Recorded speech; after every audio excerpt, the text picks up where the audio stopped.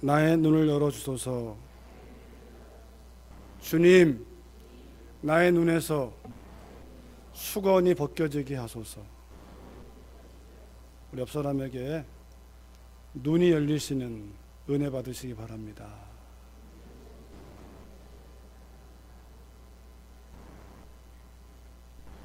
네. 눈이 열리시는 은혜. 그것이 무엇인지 오늘 함께 말씀을 통해서 나누게 될 것입니다. 여러분 한번 이 표현을 주목해 보시겠습니까?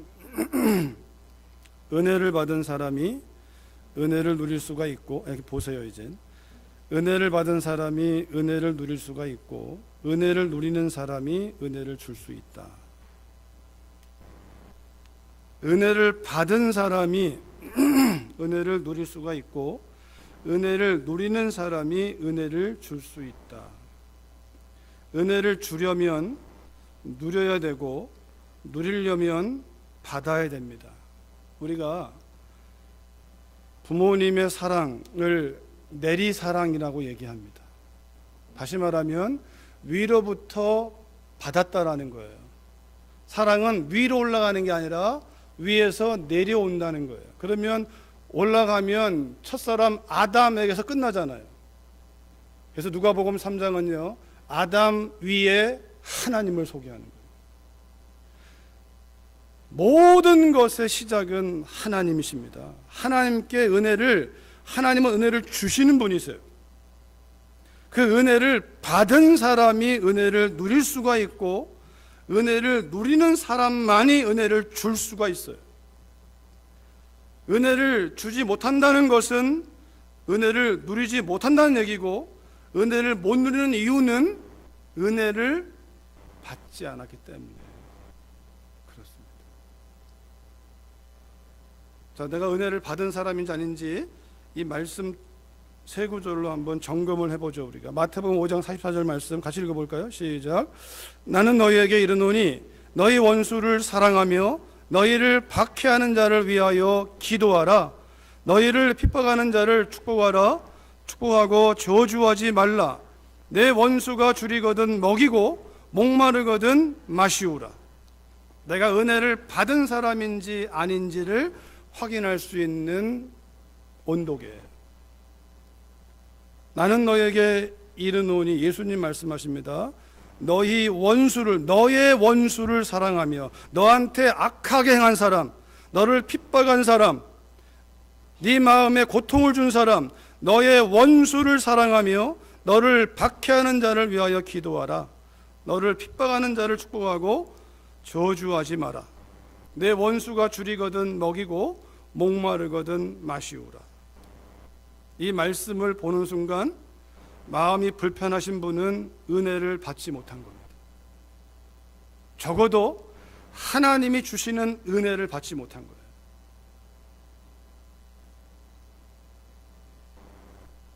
은혜를 받은 사람은 이 말씀이 쉽다는 게 아니에요. 이 말씀은 본성적으로 어려워요. 다시 말하면 우리 힘으로 안 됩니다. 그런데 신앙생활 자체가 내 힘으로 안 되는 거예요. 예수님을 믿는다는 건 내 힘으로 안 된다는 거예요. 여러분, 이 말씀에서 자유롭지 못한 분은 광야가 지속됩니다. 끝나지 않습니다. 이 말씀에 눈이 열려야, 다시 말하면 우리가 너의 원수를 사랑하며 너를 핍박하는 자를 너에게 우리가 보면 일본 사람들 또는 북한, 아마 6.25 때 피난 오신 고향이 이북인 분들은 북한을 생각하면 쉽지 않겠죠. 일본도 마찬가지죠. 저는 그런 고생을 안 했지만 저희 부모님 때는 다 그 고생을 했기 때문에 저도 제가 당한 거 아니지만 부모님 때문에 생각만 해도 제 마음은 좋은 감정이 아니에요. 좋은 생각이 안 들어요. 여러분, 하나님 말씀은 여러분과 저의 생각에 도전하는 게 아니에요. 우리의 생각에 도전하는 게 아니라 우리의 영, 하나님의 영, 하나님의 진리, 그 진리가 뭐라고 말하느냐. 다시 말하면 여러분, 저 말씀을 읽을 때마다 우리가 뭘 떠올리냐면, 나한테 잘못한 사람, 나한테 사기친 사람, 나를 힘들게 한 사람을 떠올리니까 안 되는 거예요.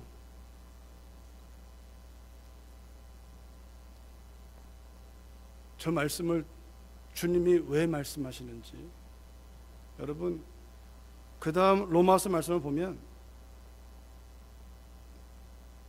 로마서 5장 8절 말씀 먼저 보여주실래요? 로마서 5장 8절과 10절 같이 읽어볼까요? 우리 시작. 우리가 아직 죄인 되었을 때에 그리스도께서 우리를 위하여 죽으심으로 하나님께서 우리에 대한 자기의 사랑을 확증하셨느니라. 곧 우리가 원수 되었을 때에 그의 아들의 죽으심으로 말미암아 하나님과 화목하게 되었은즉. 여기 우리란 단어로 뭉뚱그리지 말고 여러분의 이름을 넣어보십시오. 제가 제 이름을 넣어보면, 서상호가 아직 죄인 되었을 때에 그리스도께서 서상호를 위하여 죽으심으로 하나님께서 서상호에 대한 하나님의 사랑을 확증하셨느니라. 곧 서상호가 하나님께 원수 되었을 때에 하나님의 아들을 죽이심으로 말미암아 하나님과 화목하게 되었다. 왜 우리는 원수를 사랑하라, 핍박한 자를 위해서 기도하라고 하면 왜 나한테 잘못한 사람을 떠올립니까? 그와 나는 똑같은 사람이에요. 하나님과 나는 창조주와 피조물이에요. 말 그대로 벌레만도 못한 게 여러분과 저예요.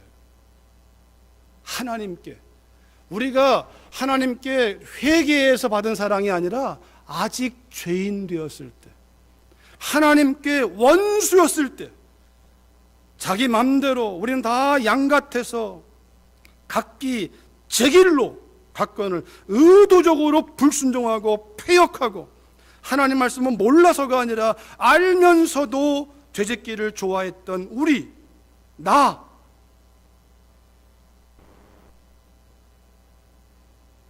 하나님이 너를, 창조주인 하나님이 피조물인 너를, 그것도 사랑받을 만한 피조물이 아니라 하나님의 진노 아래 놓여있는 너를 어떻게 사랑했는가를, 그 은혜를 받았다면, 그것이 은혜라고 믿는다면, 내가 그 은혜 아래 거한 자라고 믿는다면, 원수를 사랑하라는 그 말은 여러분 논리적으로 봐도 너무 쉬운 거예요. 하나님이 내게 주신 사랑에 비하면 우리가 사랑하지 못할 사람이 어디 있습니까? 그게 은혜인 것을 안다면, 그게 은혜인 것을 믿는다면, 그러나 그걸 믿어도 우리의 타락한 본성은 안 쉬워요. 죽는 그날까지 안 쉬워요. 그래서 주님 말씀하세요. Deny yourself. 네 생각과 느낌을 죽여라. 죽었다고 여겨라. 네 생각과 느낌을 따라가지 마라. 진리를 따라가라. 내가 너에게 어떻게 했는가를 생각해라. 그래서 여러분, 오늘 은혜가 무엇인지를 우리가 드러낼 것입니다. 은혜란 무엇인가? 우리가 알고 있는 알려진 정의는 이것입니다. 받을 자격이 없는 사람에게 주어지는 특별한 선물. 받을 자격이 없는, 그게 여러분과 저예요. 그러나 더 정확한 의미는 하나님의 진노 아래 피할 길이 없는, 하나님의 임박한 진노를 피할 길이 없는, 마땅히 죽어야 되는 여러분과 저를 위하여 하나님이 지불하신 대가예요. 그 은혜는 주어지는 나에게, 받는 나에게는 거저 받는 것처럼 보여요. 믿음으로만 하면 돼요. 그런데요, 그 은혜를 주시는 분은 핏값을 흘리신 거예요. 공짜가 아니에요. 핏값이에요. 그것도 하나님 자신을 죽여서.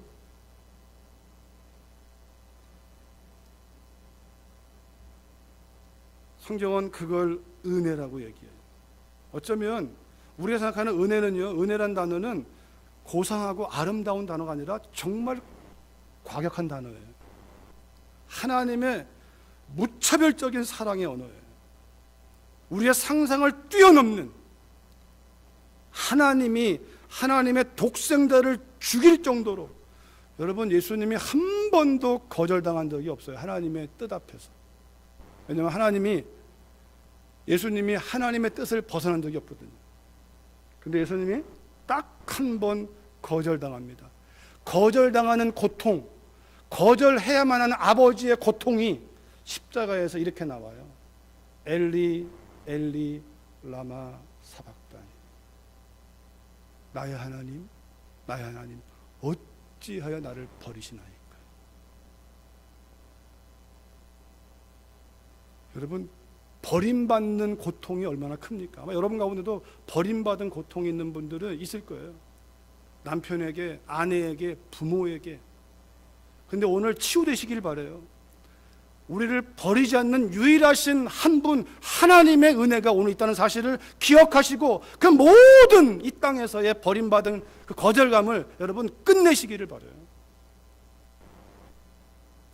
주님이 거절당하는, 근데 여러분, 거절해야만 하는 아버지의 고통을 아셔야 돼요. 거절해야만 하는.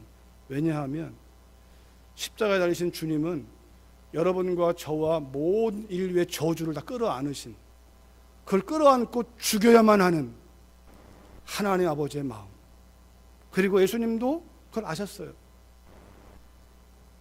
언제나 아버지라 부르던 그분이 십자가에서는 나의 하나님, My God, My God, 나의 하나님, 나의 하나님. 주님이 억울한 것이 아니라 주님 아버지의 뜻 앞에 이 순간만큼은 하나님 아버지 눈을 감아야 돼요. 그 찢어지는 마음을 닫고 있어야 돼요. 그래서 마치 주님이 십자가에 운명하실 때 지성소와 성소의 휘장이 위에서 아래로 쫙 찢어지는 것처럼 하나님 아버지의 마음이 찢어지는 사건이고 예수님의 심장이 터지는 사건이었어요. 은혜가 주어지기 위하여. 은혜를 이야기하는 사람들이 아무렇게나 산다? 있을 수 없습니다. 은혜를 받았다면, 적어도 성경이 말하는 그 은혜, 하나님의 은혜를 받았다면, 내가 어떠한 존재인지를 정말 깨달았다면, 우리 은혜를 논하면서도 이렇게 말해요. 너보다는 내가 나아. 당신보다 내가 나아. 어떻게 당신 같은 사람이 교회를 옵니까? 이런 마음을 먹을 때가 있어요. 오늘 아나니아가 그런 마음을 보여줘요. 오늘 본문 13절과 14절을 보면요, 아나니아가 대답합니다. 주님이 아나니아에게, 아나니아야, 내 주님 직가라는 거리로 가서 다소 태생 사울을 찾으라. 그가 기도하는 중이다 라고 하나님 말씀하셨어요. 주님이. 그랬더니 아나니아가 대답합니다. 예스가 아니라 아나니아의 생각이 튀어나오는데, 주님, 이 사람에 대하여 내가 여러 사람에게 들었습니다. 그는 예루살렘에서 주님을 믿는 사람들을 적지 않게 잡아다가 감옥에 집어넣고 스데반도 죽이고 강제로 모독하게 만들고 그랬던 사람입니다. 여기 다메섹으로 오는 이유도 주님을 믿는 사람, 주님을 부르는 사람들을 잡아다가 죽이려고 오는 겁니다. 모르십니까? 이 사람은 아닙니다, 주님. 이게 아나니아의 마음이에요. 오늘날로 우리가 말한다면 이럴 거예요. 이 가운데 어떤 사람이 왔을 때, 주님, 우리가 겉으로 말 못할지 몰라요. 속으로, 주님, 저 사람이 어떻게 교회를 옵니까? 저 사람 깡패였습니다. 저 사람 마약한 사람이에요. 저 사람 동성연애자예요. 저런 사람이 어떻게 교회를 옵니까? 똑같은 생각이에요.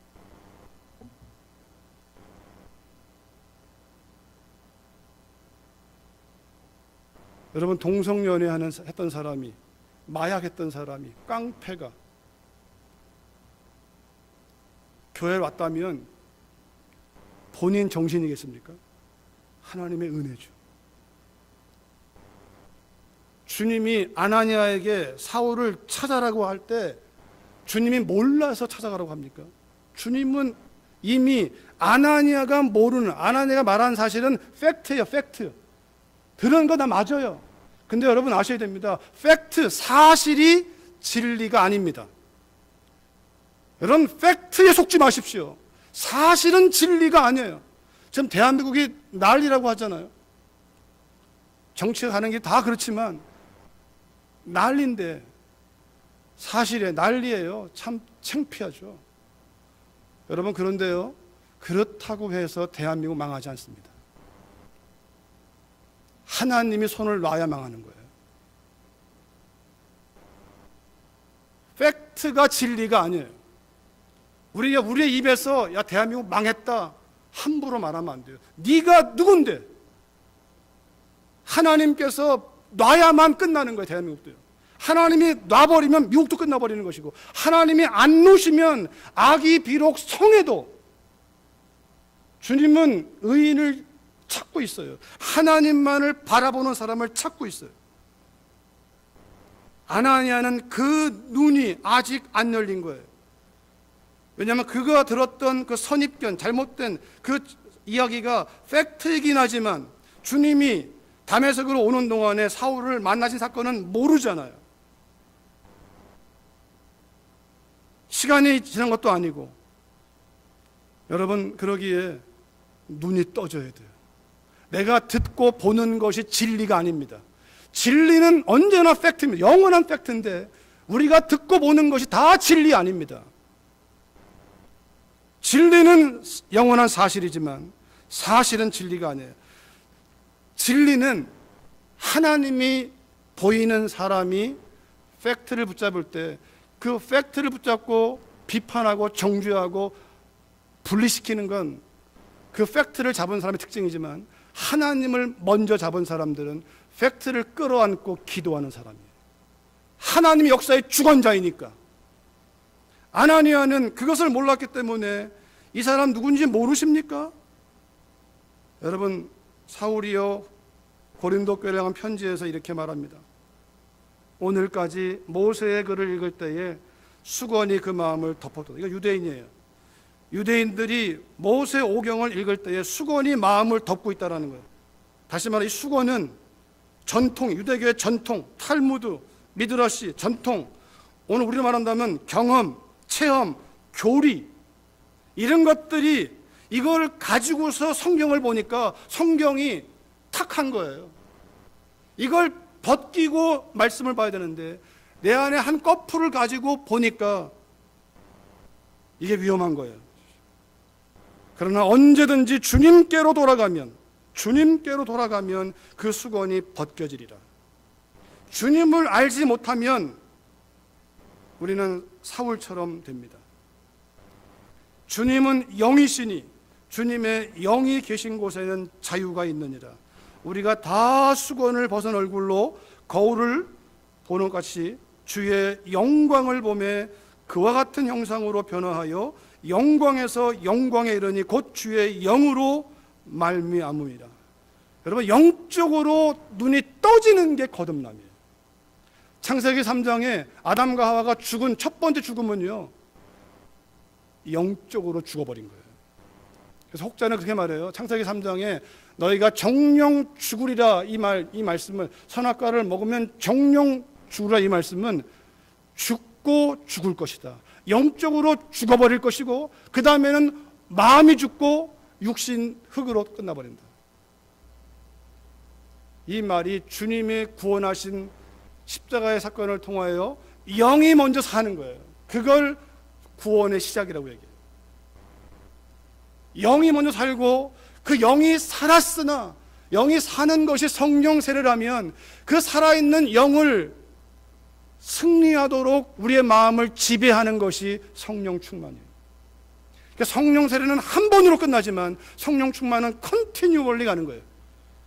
성령 충만, 다른 말은 자아를 부인하는 것이고 십자가를 지는 것이고 주님을 따라가는 것이고 말씀으로 충만한 것이고 다 같은 말이에요. 수건이 벗겨져야만, 수건을 마음에 쓰고서는 볼 수가 없어요.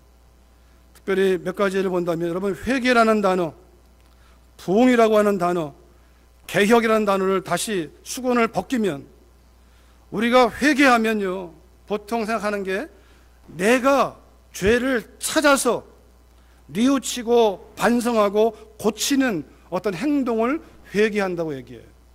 틀린 거 아니에요. 이런 특징이 있습니다. 제가 가로 열고 이라고 했어요. 저걸 추구하면 안 돼요. 많은 사람이 회개라는 단어를 쓰면서 죄를 찾아보라고, 과거의 죄를 찾아보라고, 조상의 죄를 찾아보라고, 잘못된 거예요. 여러분 그렇게 안 해보셨나요? 그렇게 해서 죄 안 짓습니까? 여러분 회개는 내가 하는 것처럼 보이나 내가 하는 게 아니에요. 회개는요, 죄인된 나를 찾아오신 하나님께 마음을 열어드리는 것이 회개예요. 회개의 시작이에요. 내 마음에 주님이 노크하시면 들어오십시오 라고 그분을 웰컴하면요, 내 마음이 저 등불보다 환한 진리의 빛이 빛나면서 내 마음에 더럽고 시커멓고 음란한 게 드러나는 거예요. 드러나니까 이게 끔찍하잖아요. 그러니까 토해내는 거죠. 그분이 보여줘야 토해내는 거지. 내가 그냥 의식적으로 조상들이 뭐 우상숭배했네, 뭐 무당이었네, 그런 거 해봤자 아무것도 변하지 않습니다. 저는 많이 봤어요. 그런 식으로 회개하고 울고 불고 난리, 그러나 안 변합니다. 그게 아니라 그러니까 회개에 대한 수건이 벗겨져야 돼요. 여러분들이 이 시간에 울지 않아도 회개할 수 있어요. 왜냐하면 9장, 22장, 26장 사울이 여러분 회개할 때, 주님 만날 때 울고 불고 뭐 죄를 토해내고 이런 거 있습니까? 없습니다. 그건 나중에 따라온 거예요. 나중에. 그가 먼저 아니라 주님을 자기 마음에 웰컴하는 거예요. 주님 누구십니까? 나는 네가 박해하는 예수다. 주님을 이 마음에 모셔드리는 것이, 빛이 들어오니까 이게 빛 때문에 우리가 드러나는 거예요. 우리가 쥐어 짜내는 게 아니고 내가 뭘 하는 게 아니라 빛이 드러나게 되면 우리가 인정하는 거예요. 그렇네요. 하나님, 이게 죄네요. 이게 죄네요. 이게 죄네요.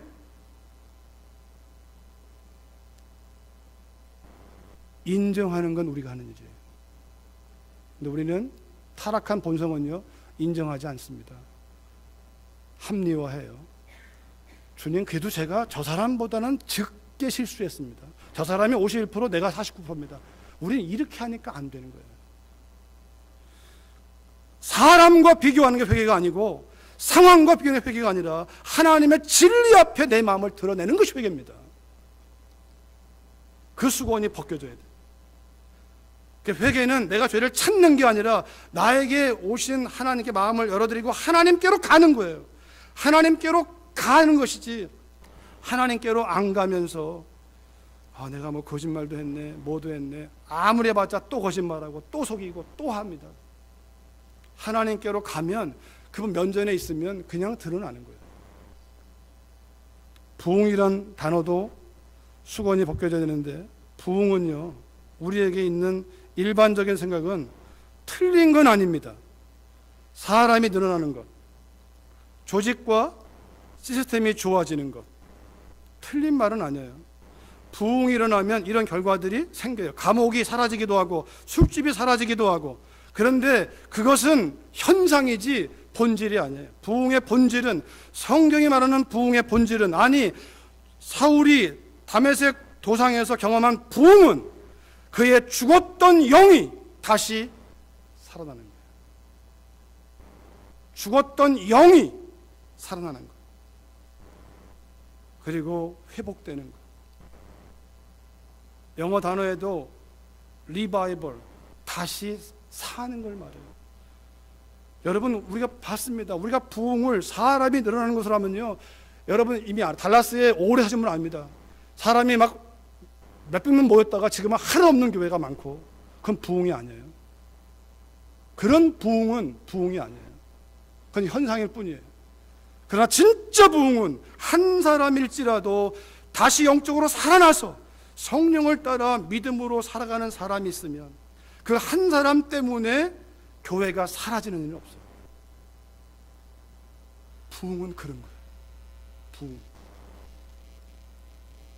우린 부흥을 인간적으로 만들려고 하니까 거기서부터 문제가 생기는 거죠. 죽었던 영이 다시 사는 것, 사울의 죽었던 영이 다시 깨어나니까 예수를 핍박했던 그가 바뀌어버리는 거예요. 그 결과로 서신서를 쓰기도 하고 많은 교회를 개척하기도 했죠. 그러나 그것은 결과일 뿐이에요. 그랬던 교회는 지금 흔적도 없는 데가 너무 많아요. 그러나 사울을 살린 그 영적인 성령의 역사는 흐르고 흘러서 계속 흘러가는 거예요. 누구도 가둘 수 없고 막을 수 없고.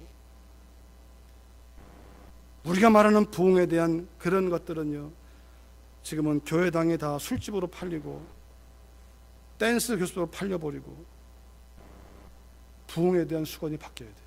벗겨져야 돼요. 개혁, 내년도가 종교개혁 500주년인데요 개혁에 대한 잘못된 개념은 종교를 바꾸는 게 아닙니다. 주님이 이 땅에 오셔서 세운 건 종교가 아닙니다. 하나님과 함께 살아가는 공동체를 만들었지, 주님은 종교를 만들지 않았습니다. 그런데 로만 캐톨릭이 되어버렸어요. 유대교에서 캐톨릭으로, 캐톨릭에서 기독교로. 이건 개혁이 아닙니다. 개혁에 대한 잘못된 생각입니다. 개혁은 교파를 바꾸는 것도 아닙니다. 침례교에서 장로교로, 장로교에서 순복음으로. 교파를 바꾸는 게 아니에요. 그 껍데기를 바꾸는 게 아니에요. 개혁은 하나님의 말씀으로 돌아가는 거예요. 사실 종교개혁자들이 외친 것이 오직 성경이라고 했지만, 성경을 자기들의 수건을 가지고 그거를 봤기 때문에 개혁에 실패한 거예요. 성경이든 역사 속에서 모든 개혁이 실패하는 이유는 다 껍데기만, 신전을 허물어버리고 껍데기만 했지, 그 심령이 성령으로 사로잡히는 하나님 말씀으로 돌아가서 그 말씀을 거울 삼아 나를 늘 뜯어 고치는, 여러분, 내가 고쳐야 돼요. 내가 뜯어 고쳐야 돼요. 우리는 죽는 그날까지 내가 날마다 옛말에 일신 우일신, 마음을 새롭게 함으로 늘 변화를 받는. 그래서 개혁의 나라는 리포메이션, 형태를 다시 어레인지, 유대교에서 캐톨릭, 캐톨릭에서 기독, 이런 거라면 하나만 바뀌었습니다. 변화라는 말은 트랜스포메이션이에요. 다시 말하면 껍데기를 바꾸는 게 아니라 우리의 마음이 바뀌는 거예요. 이 마음이 육체를 향해서 열렸던 그 마음이 하나님을 향해 열리는 거, 하나님만 바라보는 거. 그래서 하나님이 내 마음을 붙잡아서 이끌어가면 이 껍데기는 유대인이든 헬라인이든 자유인이든 종이든 남자든 여자든 상관이 안 돼요. 부자든 가난하든 권력이 있든 없든 공부를 많이 했든 못했든 이런 건 문제가 안 돼요. 그걸 성경은 개혁이라고 얘기합니다. 하나님 말씀으로 돌아가는 거. 말씀이 뭐라고 말하냐? 내가 배운 경험, 전통 이런 것들로 판단하는 것이 아니라 하나님이 뭐라고 말씀하시느냐, 그 말씀 앞에 여러분 우리 안에 굳어져 버린 것일수록 말씀에 반응하는 것이 어렵습니다. 묵은 땅을 갈아엎으려면 에너지가 많이 듭니다. 그 수건이 벗겨져야 돼요.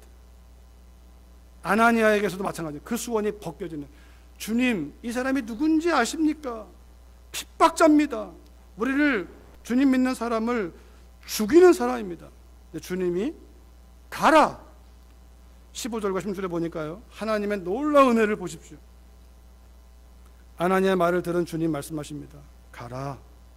이 사람은 내 이름을 이방인과 임금들과 이스라엘 자손들에게 전하기 위하여 택한 나의 그릇이다. 그가 내 이름을 위하여 얼마나 고난을 받아야 할 것을 내가 그에게 보이리라. 여기 중요한 단어가 있는데요, 내 이름, 주님의 이름이에요. 주님의 이름. 나의 그릇, 주님의 그릇이에요.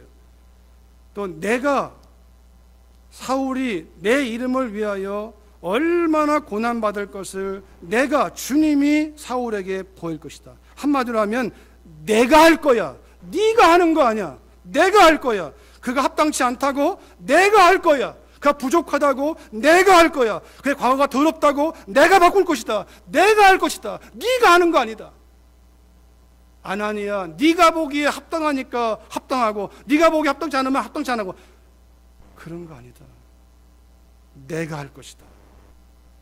여러분, 하나님이 하세요. 여러분과 저의 인생을 하나님께 맡기면 하나님이 하시는 거예요. 세상이 나를 만들어주는 게 아니라 하나님이 여러분과 저를 만들어서 세상을 바꿔버리시는 거예요.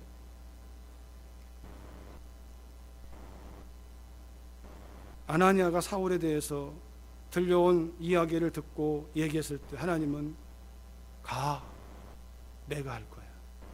내가 붙들고 내가 만들어 갈 것이야. 내 그릇이고 내 이름을 위하여. 여러분, 사울이 주님 만나기 전에는요, 자기 이름을 위해 살았어요. 그게 하나님께 영광인 줄 알았어요. 내가 잘 되는 게, 빨리빨리 승진하고 빨리빨리 사업이 잘 되는 게 하나님께 영광이라고 생각했는데, 여러분, 그것도 수건이 벗겨져야 돼요. 내가 잘 돼서 하나님의 영광이 되는 게 아니라 잘 되든 안 되든 우리가 누구를 증거하느냐가 하나님의 영광이 되는 거예요. 많은 간증들이 자기를 드러내고 있어요. 자기를. 내가 이렇게 했더니 이렇게 됐다. 내가 이렇게 했더니 이렇게 했다. 듣는 사람들은요, 두 가지 마음이에요. 근데 하나님, 왜 저는 안 들어주세요? 저도 기도하는데 왜 저는 안 들어주세요? 그리고 듣는 사람들은요, 그가 말하고 있는 하나님 쳐다본 게 아니라 그 사람을 쳐다봐요. 근데요, 실패했을 때, 병들었을 때, 그때 주님 바라보고 실패해도, 사업이 망해도, 병들어도 주님은 신실하십니다. 실패한 사람은 생각하길 그래요. 나 같은 게 무슨 간증을 합니까? 여러분, 간증은 내 얘기를 하라는 게 아니에요. 우리가 믿는 그분을 얘기하라는 거예요. 그분이 누군지. 그 실패한 사람이 나와서 저는 이렇게 해서 다 실패했습니다.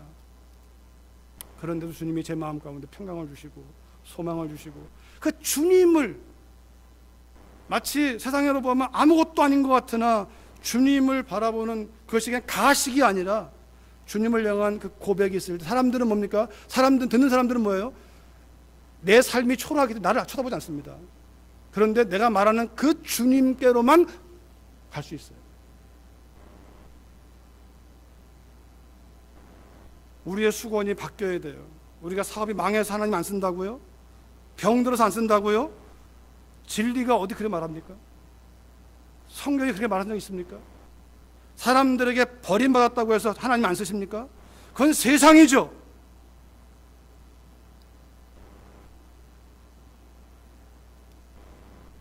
사도 바울이 고린도후서 12장에서 이런 고백을 합니다. 여러 계시를 받은 것이 지극히 크므로 너무 자만하지 않게 하시려고 내 육체의 가시 곧 사탄의 사자를 주셨으니 이는 나를 쳐서 너무 자만하지 않게 하려 하시며, 바울의 고백이에요. 사울의 고백이에요. 그런데 이거예요. 바울이 경험한 놀라운 계시, 그 앞에 있는 내용은 3층 천을 올라간 비몽사몽간의 천국을 경험한. 근데 사울이 이 한마디예요. 누가 육체를 자랑하느냐, 누가 체험을 자랑하느냐, 내가 그에게 나의 체험을 말해주겠다. 그러나 나는 내 체험을 얘기 안 한다는 거예요. 왜냐하면 나의 목적은 내 체험을 말하는 게 아니라 주님을 증거하기 때문에. 너희 중에 누가 체험을 얘기한다면 내 체험을 들어봐라. 나보다 크겠는가? 체험 자랑하지 말라는 거예요. 너만의 체험으로 가지고 있고 그 체험을 주신 하나님을 향해서 더 헌신하라는 얘기죠. 더 사랑하라는 얘기죠. 사울은요, 그걸 닫고 그 한편으로 여러 계시를 받은 것이 너무나 크기 때문에 육체의 가시, 아마도 사울의 자아가, 바울의 자아가 그랬을 거예요. 주님, 창피합니다. 저를 통해서 복음이 증거돼야 되고 기적도 나타나야 되고 하나님의 역사가 나타나야 되는데 제가 이 가시를 가지고 있으면, 이것이 안젤이라고 얘기하기도 정확한 건 나오지 않습니다. 그러나 눈의 병일 것이다, 아니면 아무튼 바울의 마음 가운데 고통을 주는, 그러니까 사탄의 메신저라고 얘기해요. 그 말은 뭐냐면, 야, 네가 사도냐? 네가 믿는 자냐? 너도 못 고치는 게 남도 고친다고 그래, 이거예요. 내가 병 걸리면, 야, 네가 뭐 할 수 있다고, 네 몸도 성취 못한 게 무슨 남한테 무슨 기도한다고 그래. 사탄의 메신저예요, 이게. 여러분, 나는 망해도 주님은 안 망하세요. 그러니까 나는 망해도 주님을 전할 수 있는 거예요. 내가 망했다고 해서 주님까지 못 전합니까? 아닙니다. 나는 망하고 나는 병들어 오늘 내일 한다 할지라도 주님은 주님인 거예요. 그 속임에 넘어가면 안 돼요. 가진 게 없다고요? 배운 게 없다고요? 하나님이 언제 가진 거 썼습니까? 배운 거 썼습니까? 아닙니다. 사탄의 메신저에 속으면 안 돼요. 사울도 기도해 봤어요. 하나님, 아무래도 복음에 방해될 것 같습니다. 3번 주님께 간구했는데 주님 말씀하세요. 바울아, 나의 은혜가 너에게 충분하다. 왜냐하면 네가 약할수록 내가 강하거든. 네가 약할수록 너 의지하지 않고 너 자랑하지 않고 나만 신뢰할 수 있잖아. 나의 능력이 너의 약함 때문에 가려지는 게 아니라 너의 약함 때문에 드러나는 거야. 네가 약하면 너 의지하지 않을 테니까. 우리는요, 약하다고 말하면서 하나님 의지하지 않아요. 이게 문제인 거예요, 사실은.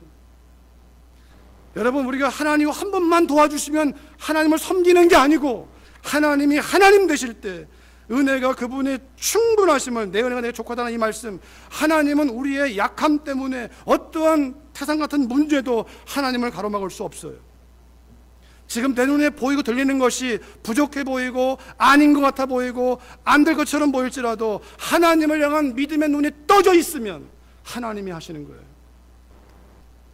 여러분, 그 은혜, 그래서 사도 바울이 내가 부득불 자랑할진대 나의 강함이 아니라, 나의 지식이 아니라, 나의 권력이 아니라 나의 약함을 자랑하는데, 이는 내가 약할 때 주님의 능력이 내 안에 거하시기 때문이다. 여러분, 우리 마음 가운데 내 힘이 남아있는 것이 승리하지 못하는 이유입니다. 우리 마음을 100% 넘겨드려야 하나님이 우리를 통하여 하나님의 일을 하시는 거예요. 우리가 하나님을 통하여 내 일을 하려고 하니까 문제가 되는 거예요. 내 일 하기를 스탑하세요. 거듭난 사람은 내 일이 없어요. Not my vision, not my work. 내 일은 없어요. 주님의 일만 있을 뿐이에요. 주님의 교회는 주님의 일만 있을 뿐이에요. 목회자 개인의 비전 필요 없어요. 주님의 뜻을 향해서 우리가 같이 한 마음을 향해서 가는 것이죠. 여러분, 예수님과 만나면 우리의 과거는 묻혀버립니다. 그가 핍박자였던, 포행자였던, 동성연애했던, 마약을 했던, 알코올을 했던, 주님을 만나면 그 은혜를 받아들이면 그걸 묻어버리세요. 동성에 먼 것처럼. 그리고 주님이 하나님의 성령으로 새로운 미래를 끌어가세요. 그게 영생입니다. 영생은 죽으면 가는 나라가 아니라, 요한복음 17장 3절에 보니까요, 영생은 곧 이것이다. 하나님, 유일하신 참 하나님을 아는 것, 그가 보내신 예수님, 성령님을 아는 것. 여기 안다라는 표현을 썼네요. 아는. 영생은 하나님을 알고 하나님 보내신 예수님과 성령님을 아는 것인데, 이 안다는 말을 마리아는 내가 남자를 알지 못하거늘, 똑같은 단어예요. 뜻이 뭐냐면, 영생이 뭐냐면 하나님과 함께 사는 거예요. 하나님과 함께. 예수님이 내 마음을 놓고 해서 우리가 예수님을 영접하면 그때부터 예수님은 한 번도 떠난 적이 없어요. 우리와 함께 사는 거예요. 살면서 인도하시고 승리케 하시는 분. 영생을 믿고 죽으면 가는 거로 생각하니까 이 수건이 벗겨져야 돼요. 하나님과 함께 사니까 우리가 무슨 말을 할지 어디를 갈지 나와 함께 사시는 그분이 인도하시는 거예요. 내가 뭐 어디를 갈까 말까, 이 말을 할까 말까 말할 것도 없어요. 그분이 내 안에 계신다는 사실을 믿는다면 해야 할 말, 하지 않아야 할 말, 가야 할 곳, 안 갈 곳, 먹을 거, 안 먹을 거, 그분이 이끄시는 대로 우리가 경험하는 거예요. 이것이 하나님의 놀라운 은혜입니다. 그 은혜를 경험한 사도 바울은 주님을 빛 가운데 만나 눈이 멀은 다음에 그가 주님 누구십니까? 주님 제가 뭘 하리이까? 그리고 바로 이어서 그가 예수가 하나님의 아들이요 그리스도라고 선포하기 시작합니다. 이 은혜의 놀라운 역사가 여러분과 제 마음 가운데 오늘부터 눈이 떠지고 수건이 벗겨져서 주님과 함께 동행 동거하며 날마다 승리하시는 그 은혜를 누리시기를 주의 이름으로 축원합니다. 우리 찬송 한 장 부르고 같이 한번 기도하겠는데요. 주님 찾아오셨네. 진리입니다. 이 시간에도 우리를 노크하십니다. 주님을 만나지 못한 분은 그 주님을 마음에 영접하시고, 주님을 믿는 분들은 전적으로 맡기자는 그것들을 주님께 맡기십시오. 그런 마음으로 우리 주님 찾아오셨네 같이 우리 찬양하시겠습니다. 우리 가사를 기억하시면서 주님 찾아오셨네 모시어 드리세 가시관을 쓰셨네 모시어 드리세 우리 죄를 속하려 십자가를 지셨네 받은 고난 크셔라 모시어 드리세 보라 성자 오셨네 모시어 드리세 영광 중에 계신 주 모시어 드리세 헛된 교만 버리고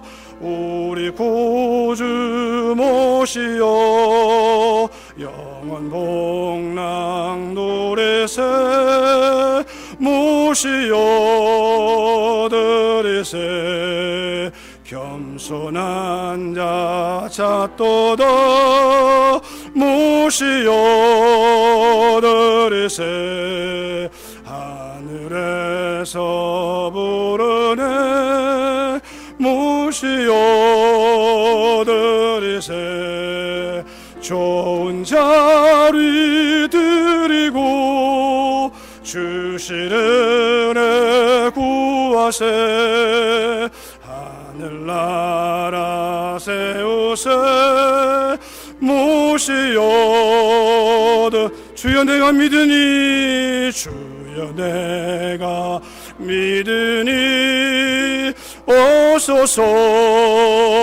주여 환영하오니 주여 환영하오니 오소서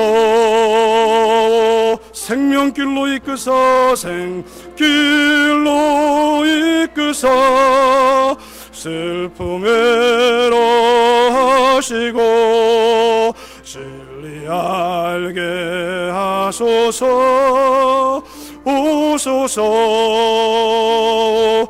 두 손을 가슴에 대시고 주여 내가 믿습니다.